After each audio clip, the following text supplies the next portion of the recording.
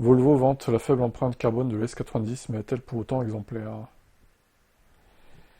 Alors, 800 volts pour cette voiture, nanana, charge rapide, CX de 0,25. Les matériaux incluent 29% d'aluminium recyclé, 18% de cire recyclée et 16% de polymère recyclé. L'habitacle propose des matières biosourcées et une sellerie à Nordico à base de PET recyclé et de matériaux biosourcés. Cette démonstration de vertu mérite tout de même quelques nuances. Même si l'empreinte carbone est réduite par rapport à celle d'un thermique, 26 à 31 tonnes de CO2 représentent encore un poids conséquent sur l'environnement, notamment dans la phase de fabrication. Alors oui, effectivement, j'avais pas lu le début, 31 tonnes pour les US90 et 26 tonnes avec de l'électricité d'origine éolienne. D'accord, ok. L'extraction des matériaux pour les batteries, bien qu'encadrée, reste énergivore, le recyclage aussi vertueux soit-il, ne couvre encore qu'une fraction du total. Volvo met en avant son rapport d'analyse de cycle de vie vérifié par un tiers indépendant pour démontrer sa transparence. C'est louable, mais ce type de rapport ne prend toujours pas en compte l'usage réel des véhicules, notamment dans les pays où l'électricité reste fortement carbonée. Le S90 illustre une volonté sincère de faire mieux, avec des progrès techniques et une approche holistique du développement durable. Toutefois, à l'échelle de l'industrie, elle reste une voiture premium, très lourde, avec plus de 2,5 tonnes sur la balance, et énergivore à produire. Exemplaire, pas encore, mais sur la voie d'un progrès mesurable, assurément. Ok. Bah écoutez, hein, ils essaient d'améliorer les choses. Maintenant, c'est une grosse berline, c'est sûr. Donc forcément, grosse batterie aussi. Qui dit grosse batterie dit pollution à la fabrication, c'est logique. Voilà pour Volvo. Porsche Taycan, une série spéciale Black Edition pour la berline électrique. Bon bah du coup elle est toute noire, voilà, je vous spoil, elle est toute noire. Incroyable. Elle a été révélée dans le cadre du Festival of Speed de Goodwood. Sur ce véhicule de potentiel du pack Sport Design, l'encadrement des vitres latérales et la désignation du modèle à l'arrière sont en noir avec finition brillante. Le logo Porsche dans le bandeau lumineux est deviné en noir. Les rétros extérieurs sont aussi en noir brillant. Une exclusivité à cette variante. Un monogramme Black Edition est visible sur les portes avant. Forcément, la couleur de carrosserie conseillée est le noir intense métallisé. Mais Porsche propose aussi le gris Volcano, le gris Dolomite et le gris glacé. La voiture reçoit des jantes de 21 pouces. À bord, on trouve des seuils de porte en alu brossé noir et aussi le pack de rangement. La dotation comprend le système audio Bose Surround System. Ok. La Black Edition reçoit en série la batterie Performance Plus, c'est-à-dire la grosse batterie, 105 kWh. L'autonomie peut atteindre donc 668 km. La Black Edition existe aussi en version Taycan 4S et 4 tout court, et Taycan tout court, en berline ou en break. Voilà, voilà. Bon, bah écoutez, encore une voiture à prix élitiste, hein, très clairement. Mais elle est stylée quand même en full black quand même. C'est pas mal, c'est pas mal. J'aime bien. Et voilà pour ça. Alors MG, elles sont pas mal vos petites voitures électriques là. Bon, alors petites, elles sont pas si petites que ça je pense, mais elles ont une belle ligne, elles ressemblent un peu au Tesla, ouais. IM5 et IM6 présentées à Goodwood. Alors est-ce qu'elles sont du coup prévues pour l'Europe? Ce serait bien. Même plateforme, même batterie, même motorisation, MG applique la même logique de rationalisation pour maximiser sa présence sur le marché sans multiplier les développements. Avec une berline pour séduire les amateurs d'efficacité RR et SUV pour répondre à la demande familiale. Techniquement, les MG IM5 et IM6 reposent sur une nouvelle architecture 800 volts, permettant une recharge ultra rapide de 10 à 80% en 17 minutes, avec une batterie de 100 kWh, ce qui est extrêmement rapide pour une telle batterie. L'IM5 long range promet jusqu'à 710 km de LTP.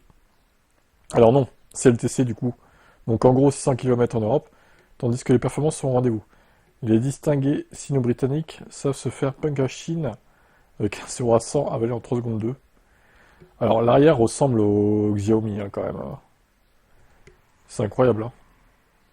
Ils ont copié et Tesla et Xiaomi quoi. Immense écran à l'intérieur. Nanana.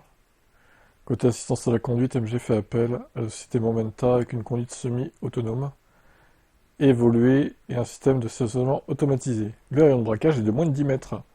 Impressionnant. Dans un premier temps, les deux modèles seront commercialisés exclusivement au Royaume-Uni. Ah! Les tarifs débuteront autour de 46 000 euros pour l'IM5 et 55 000 euros pour l'IM6. Alors du coup, ça serait une gamme de produits un peu en dessous. Alors, niveau tarif, de Cyberster. D'ailleurs, ils ont présenté un Cyberster Black Edition également, apparemment.